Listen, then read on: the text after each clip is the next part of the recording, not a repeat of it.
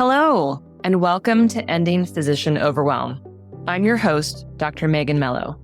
I'm a family and obesity medicine physician, as well as a certified life coach for physicians. In this podcast, we talk about how the learned habits of people-pleasing, perfectionism, and a lack of boundaries show up in our lives and how they contribute to burnout, exhaustion, and overwhelm. The healthcare system is broken, my friends, but let's not wait for it to be fixed in order to feel better.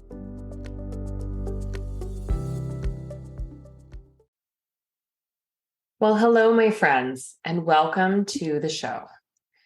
If you're listening to this in real time, I hope that you're enjoying summer and not melting into extreme heat wherever you are. I also hope that you're taking some time for yourself this summer, whether that's a staycation, travel with family or friends, or just some much-needed personal time. Time is what we're focusing on today, and I hope to help you see time differently before we're done with the episode. Let me ask you this. What is something that you expect to hear when you check in with your friends, your family, just, asking them how they are? Busy. So busy. It's been crazy. There's so much going on. Exhausted. Frazzled. Yes, sometimes we'll receive or share the polite response of good or fine, especially if someone is actually feeling rushed and frazzled and doesn't want to, quote unquote, waste their time talking about it. But a lot of the dialogue I hear focuses on the feeling of busy and the lack of time, right? This real sense of scarcity. And I get it. I live here too. I think regardless of what you do, whether you're working a career or running a household, whether you have kids, pets, a partner, aging parents, fish, there is plenty to fill up our time. And it's not just random events such as severe traffic or weather or hobbies or new diagnosis. Just the pace of life, maybe especially here in the middle of adult life, can feel relentless, daunting, and frazzled. And let's just say, because this podcast is for physicians and allied health professionals, let's just throw in this little pandemic thing and existing shortages that already existed in primary care and other places in healthcare, inequitable distribution in healthcare access, resources, and supports. If you work in healthcare, it's fair to say that whatever your role, life has gotten a lot busier over the course of the last few years. Staffing shortages, social distancing, financial strains, burnout, and leave. Regardless of what you're experiencing, or what you were experiencing rather in the time before, most of us are experiencing more busyness in some respect. And what is the consequence of all of that? In my mind, one of the worst consequences of all of this is the creation or the worsening of our sense of scarcity and the lack that follows all of this. In some senses, this time scarcity can be very real. At other times, it's false or at least optional. But let's talk about it. How can this be? When I started to learn some of these concepts, they really threw me off, kind of broke my brain a little, if I'm being quite honest. And it's still very easy for me to fall back to old beliefs. But here's something that I've come to see in my life is really critical, as well as for the lives of my clients and my patients. Here it is. We don't find the time. We have to create it. How often have you heard someone say something to the effect of, well, when I find the time, then I'll get around to it. And, whatever that thing is, that thing that we're putting off, it could be something small and straightforward, like cleaning out the garage or ordering new sheets. It might be something much more major, like going back to school for a master's degree or, getting back into an exercise habit or training for a marathon, whatever. It's a common refrain. And it's this idea, right, that there is time to be found, as though we're going to walk through a door and discover it hanging in the closet. Let me ask you this. Have you ever just found time sitting around unclaimed, waiting for you like a present in a box? It's not how it works. Let's look at an example. Let's say you had an afternoon clinic canceled. Maybe the exam room's occupied and they needed to loosen somebody up for the day, or they forgot to put you on the schedule, or maybe you were supposed to meet a friend and the friend canceled, right? You find yourself with a free afternoon. Great, finally. And you think about this all week. You think, yes, I have the whole afternoon free. I'm going to get so much done. You might envision errands or sitting at a coffee shop reading or getting a whole bunch of tasks done. And the day comes. The morning's busy. You think, oh, I'm not in a rush today. The afternoon is free. I have the whole afternoon. I'll have time to do these notes later. The last patient shows up a little late, a few extra items on their agenda. Suddenly, you're working well past what would normally be your lunch hour. But you send the patient out. Maybe you take a little Facebook break. You work on your notes slowly. Maybe, some inbox stuff, right? You've got plenty of time. And suddenly, it's 3:30 in the afternoon, or 4, or 5. Your found time is nearly gone. That ever happened to you? I can almost hear you nodding, so I know I'm not alone. Let's consider another example. Pull out your phone and look in your settings. How much time did you spend on your phone today? And what did you spend it on? Were you in email, Facebook, Instagram? Is it something that you needed to do that was on your to-do list, a medical resource to help with patient care? Or was it just kind of piddling the time away? If you're someone who finds themselves frequently in time scarcity, worrying about the things that didn't get done, the things that you want to do but you can't find time for, it's a good time to actually sit down and think about how you are actually spending your time now. In essence, what you're telling yourself about finding the time for things, and what are you actually creating time for that isn't serving you? We're going to dive into this a little bit more deeply, and we're going to focus on 3 different areas of life that are common challenge areas: work time, family or household time, self-time. And we'll start with work first. Consider your role at work. What is it that you do? Do you see patients in clinic? Are you in the OR all day? Are you in the hospital? Some combination of those things. How are you spending your time? And how well is your time spent? Many of us in medicine experience a lack of control over time, at least in some respect. I'm going to put some asterisks in here because it's common for us to think that we have no control over how many hours we work, what hours of the day we work, when we can take vacations or leave. It's true, and a little bit of it's not true. It is true that in many systems, we may not be able to spontaneously make changes. We may not have permission to set our hours or decide to cut back. We have to go through perhaps a lot of asking, a lot of paperwork, things like that. Though I want to make a case that you do actually decide where you work, whether you work, and how you advocate for yourself. I think that we forget that when we leave training, right? If you remember back to training, you didn't have a lot of choice, right? You were able to submit your list of requests, or you put in your applications, right, to the medical schools that you wanted to go to, but you didn't actually get to freely choose where you would end up being. But when it comes to work, that's not really the case anymore, right? When we leave our assigned residency, when we go out into the world and find jobs, depending on what you do for your specialty, there may be more or less options, but we do actually choose where we go and decide to work. I might feel bound to my employer because maybe the money's good, the location's really important for my family or some other factor, but I'm not actually legally or morally obligated to work there. And it can seem silly to call this out, but sometimes we're in our head feeling that we have no choice, and that's not true. We do. Our current choices may be limited, they may be challenging, we may have something, that's truly important, like location, and maybe there's limited options there, but we are not actually legally required or bound to work. Okay, so we're going to put that aside. That could be a whole nother episode. But what I want to focus on around work and time is what are you actually doing with your time at work? So if you see patients in clinic for appointments, are you documenting as you go and closing charts? Or are you seeing patients, deferring the documentation, orders, referrals, etc., because you don't want to inconvenience other people. Are you staying late? Are you doing pajama time work later after the kids have gone to bed? Are you sending long patient messages, typing full paragraphs, handling things that should be visits virtually because that just seems easier, especially if there's big backups in the appointments that are available? If you're hospital-based, are you pulling the computer into the room with you, documenting on patients as you make rounds, putting in orders as you go, or are you leaving it all for later?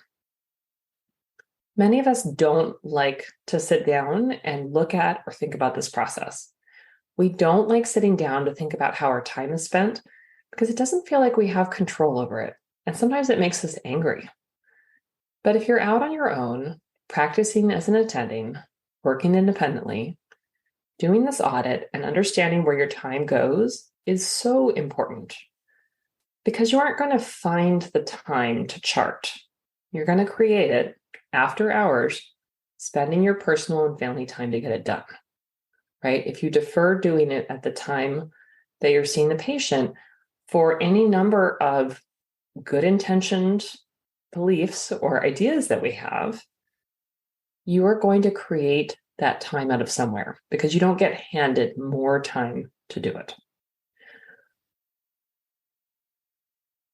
And if we're putting aside right now the system is absolutely a part of it. I've said that many times.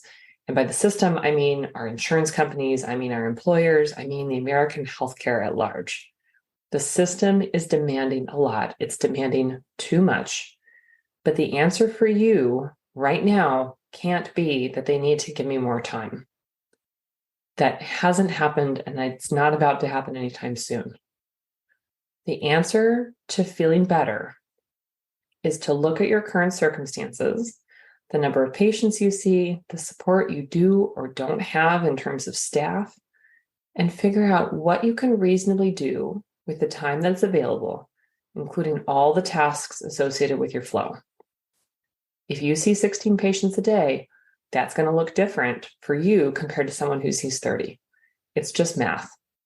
If you see 4 patients an hour, your notes have to be shorter than someone who, unless someone's documenting for you, right? If you have a scribe or, maybe this AI scribe revolution will come, although they're going to use that to get extra work out of us, right?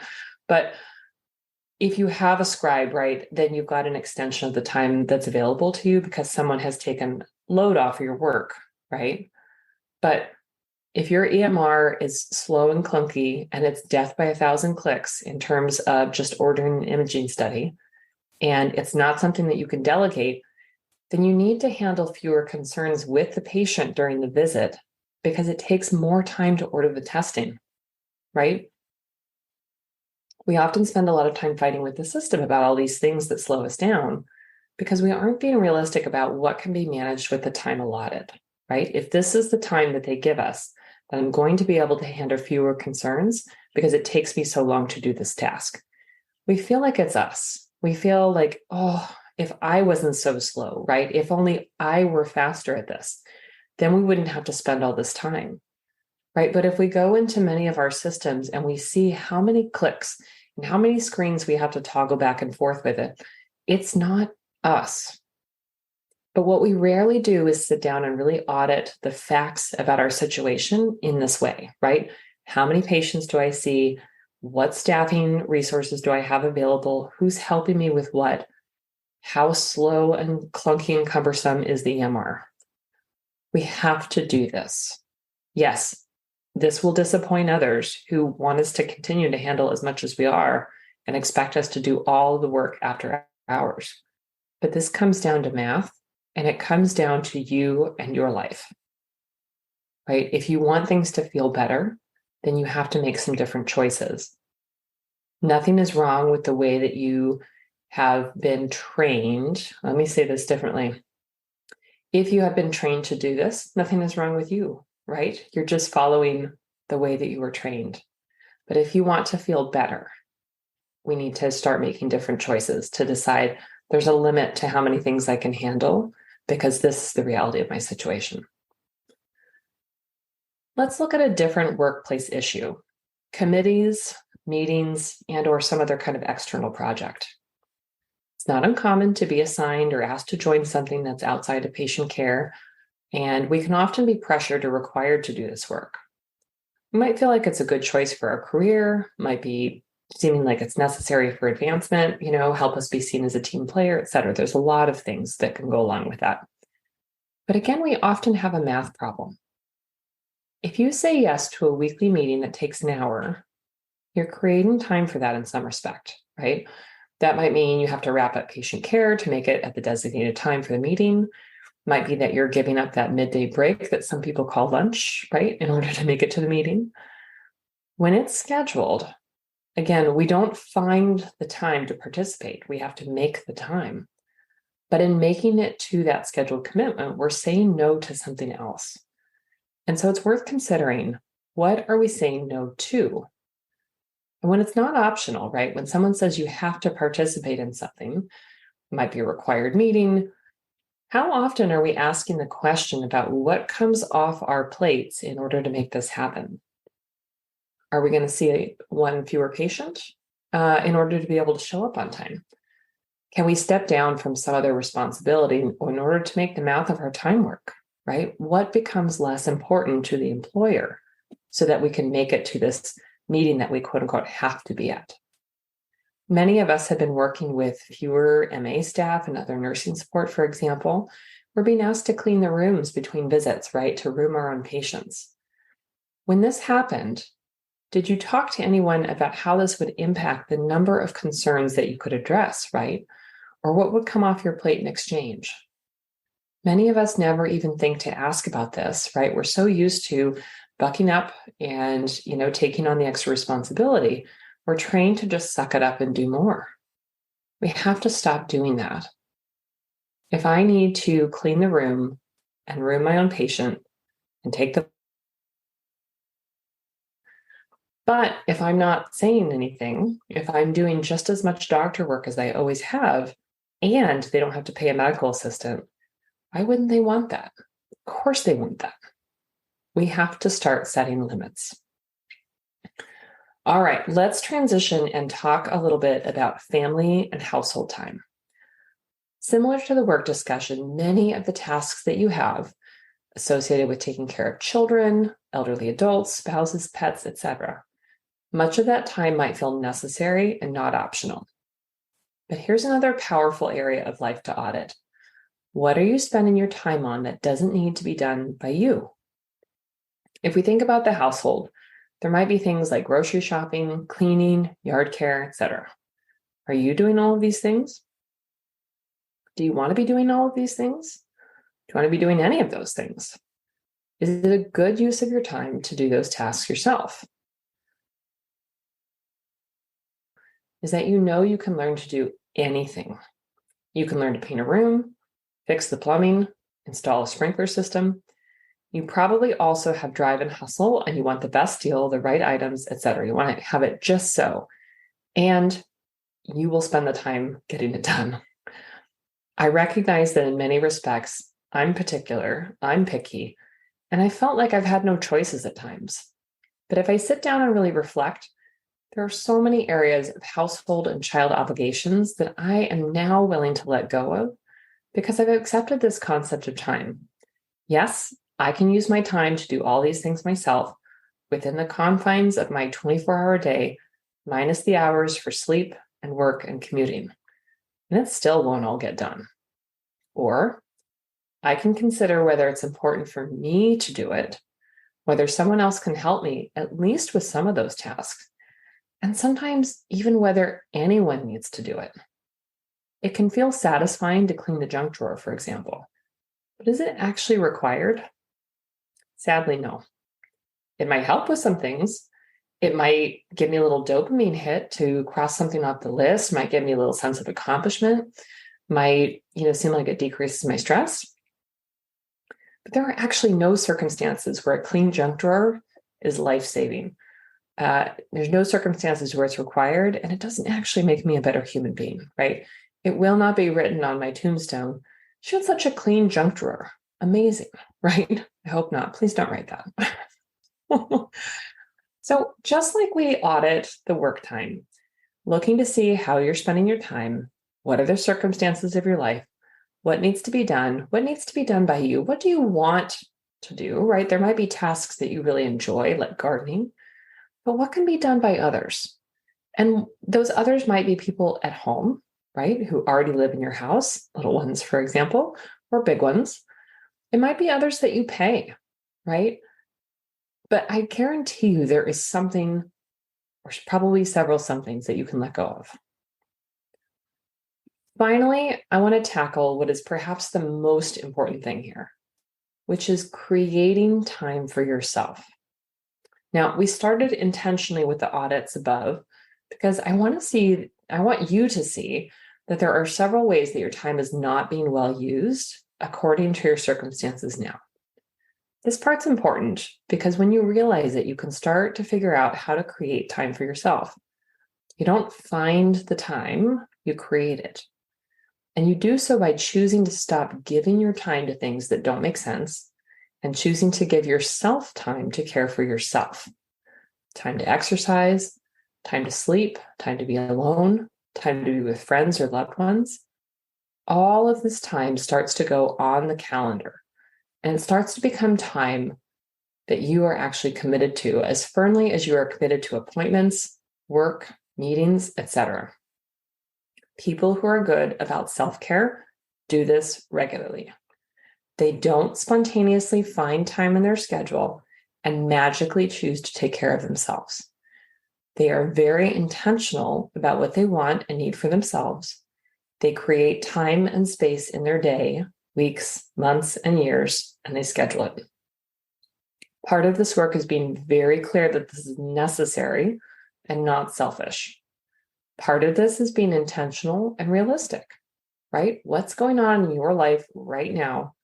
What do you need to spend time on, right? If you have babies and toddlers, the time you spend on them is going to look different than if you've got a household of teenagers, or maybe you don't have any children at home, right? There are different seasons in our life that ask different things from us. And as you can see, it also includes being more effective with the time that we have at work, time that we spend on household and home stuff and family stuff. Of course, it looks different in different people's circumstances, different phases of life, different financial situations. Of course it does. But none of that is an excuse that you can't be more intentional and thoughtful and planful about the time that you do have and how you want to spend it. These audits, this self-work is so critical in terms of creating the life that you want for yourself in my personal experience and in my work with clients, including clients like you. This can be some of the most surprising and impactful work we do, to really look at how you're doing things now, look at your circumstances, and start asking the critical questions. How might I make this work? How might I create time to exercise? How might I create more effective work days? How might I create the time to learn a new skill or be a part of a new project? Again, anyone that you look at who seems to be successful, seems to have a lot of free time, assuming that they didn't win the lottery, they don't have some other magical circumstance going on. All of these people have figured out how to spend their time wisely enough to create time for the things that are meaningful to them. People talk a lot about Mark Cuban, right? Mark Cuban is, I don't know, a mega billionaire, right? And owns hundreds of companies, right? Something like 150. And yet people always see him courtside at the basketball game for, I believe, the Dallas Mavericks. Now, I'm not a sports person, so just go along with me if I'm incorrect. Please don't correct me. But the point is that he makes time to go to the games because that's really important to him. He has something like 150 companies. He makes the time for something that's important. And yes, absolutely, he's got money on his side. I get that. He probably also doesn't have tiny babies or toddlers that he doesn't have help for, right? There are different circumstances that are true for him, but he's making the time for things that are important to him. Even with billions of dollars, people can't actually buy more time in their day. They can pay for someone else to do work for them, right? But none of us can actually own more than 24 hours for our own day, right? We can only pay others to buy some of the time back for ourselves. It's just another example of how we create more time we don't find it. I hope that this episode prompts you to sit down and consider where this information fits in your life, how you want to create more time for the things that are important for your work life, your home life, and most importantly, your personal self. We all have the same 24 hours with different circumstances, and the answer is usually not simply working harder or more hours. It's about working more intentionally, letting go of tasks by delegating or stopping unnecessary tasks, auditing your time that you currently lose. And I'm sorry, but losing to social media or things that aren't really helping you feel better, they aren't serving you or your goals, right? We've all got some spots like that. When you take a step back and you really look at things, you'll be surprised by what can open up. I love doing this work with clients. It really feels like magic, how much time we can free up and make available for ourselves.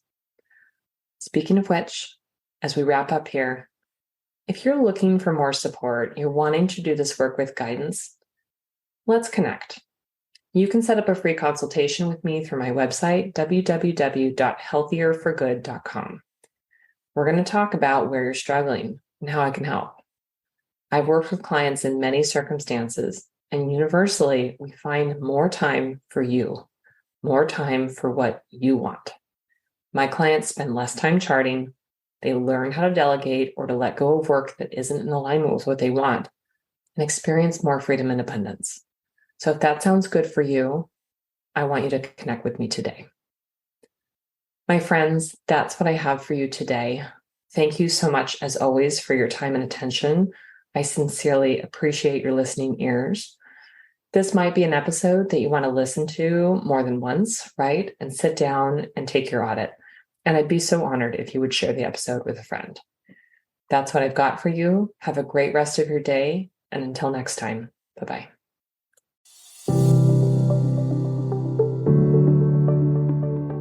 Well, that's our show for today. Thank you as always for listening. To learn more about my coaching programs, head to www.healthierforgood.com. And if you love this podcast, please drop us a review on iTunes or support the show by clicking the link in the show notes. Until next time, take care.